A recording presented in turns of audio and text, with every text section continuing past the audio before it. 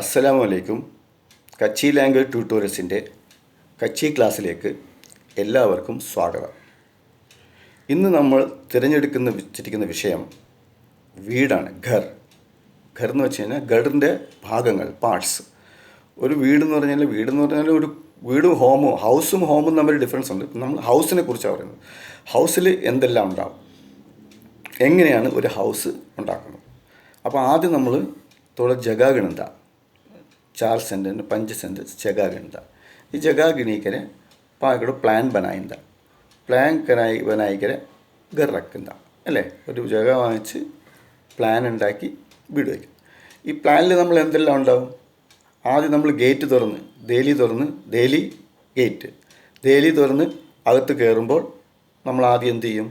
ആദ്യം നമ്മൾ പ്ലാൻ അനുസരിച്ച് ഒരു बेसमेंट ഉണ്ടാക്കും. फट बनाइंदा आद्യം. फट എന്ന് പറഞ്ഞാൽ ഫ്ലോർ. ആദ്യം फट बनाई करे पाए पोए करो करंदा. फट बनाई करे पाए बेത്ത് बनाइंदा. बेത്ത് എന്ന് വെച്ചാൽ ഭിത്തി. തറ ഉണ്ടാക്കിയിട്ട് ഭിത്തി ഉണ്ടാക്കും. फट बनाई करे बेത്ത് बनाइंदा.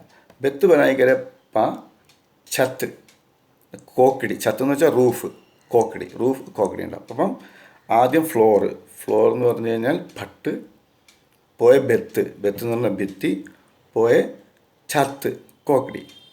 छत അല്ലെങ്കിൽ കോക്കടി. छत എന്ന് പറഞ്ഞാൽ ഉറുദു വാക്കാണ്. കോക്കടിയാണ് കച്ചി ഭാഷയെന്ന് തോന്നുന്നു. ഇനി വേറെ വല്ല വാക്കുണ്ടെങ്കിൽ നിങ്ങൾക്ക് പറയാം. ഇനി ഇതിലെല്ലാം വേറെ എന്തുണ്ടാവും? ഇതിൽ ദർവാജോ ബി ഹുന്തോ, പോയ ദരി ബി ഹുന്തോ.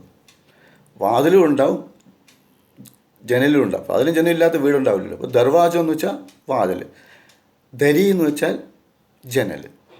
അപ്പം നമ്മൾ ആദ്യം കയറുമ്പോൾ നമ്മൾ ഉണ്ടാക്കുന്നത് ഒരു ലിവിങ് റൂമാണ്, ഒരു വരാന്തയാണ് ആദ്യം ഉണ്ടാക്കുന്നത്. അതിന് ഓസ്ലി എന്ന് പറയും. ഓസ്ലി വരാന്ത. ഓസ്ലിയിൽ നമ്മൾ കയറി കഴിയുമ്പോഴത്തേക്കും പിന്നെ നമ്മൾ ഓസ്ലിയിൽ ഒരു വീതിയും നീളമുള്ള സ്ഥലമായിരിക്കും ഓസ്ലി.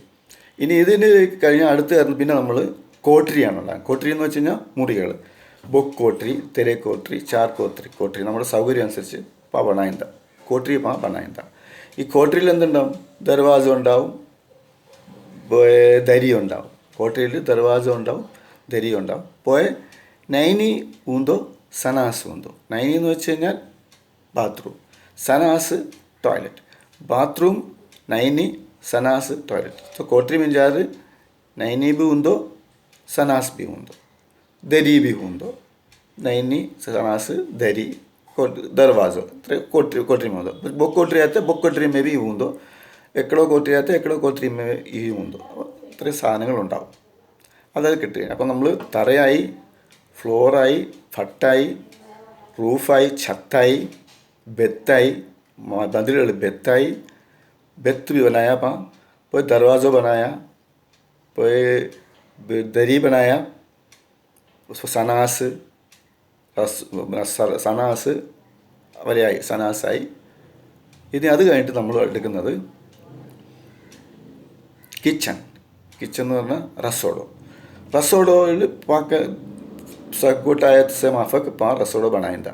रसोड़ा आगे पाँ ईंट पत्थर मिट्टी में रखी कर ഇത് बनाइंदा. പോയ റസോഡ में इंटीरियर करंदा पाँ. इंटीरियर എന്നുള്ള इंटीरियर തന്നെയാണ് കച്ചിയിൽ അങ്ങനെ इंटीरियर വാക്കില്ല. इंटीरियर में करंदा.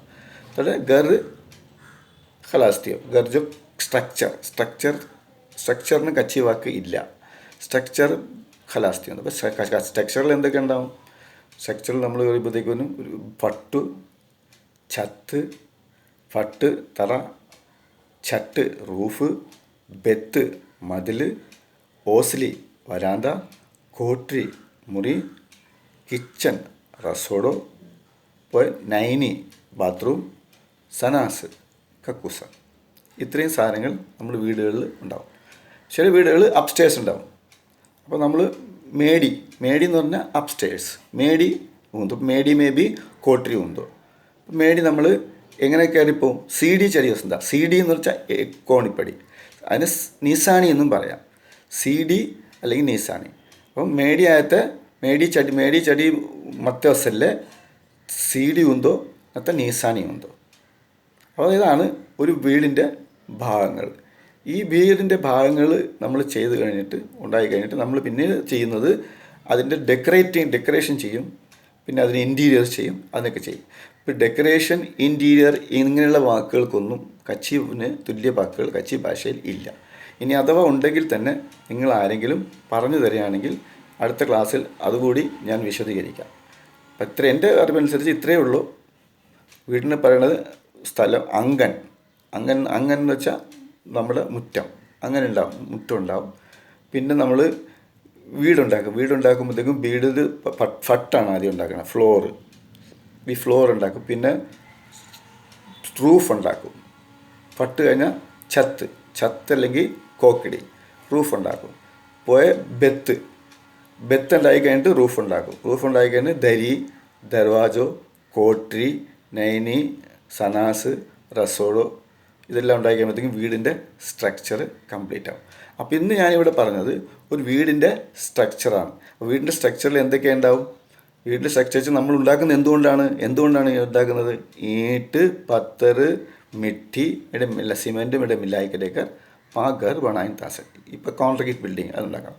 അപ്പോൾ അതെല്ലാം ഉണ്ടായി കഴിയുമ്പോഴത്തേക്കും പിന്നെ അതിനകത്തുള്ള സാധനങ്ങളാണ് ഓരോരോ വരാന്ത ഓരോ സാധനങ്ങൾ, ഓരോ റൂം, ബെഡ്റൂം, കിച്ചൺ, ഇങ്ങനെ പലതും ഉണ്ടാക്കും.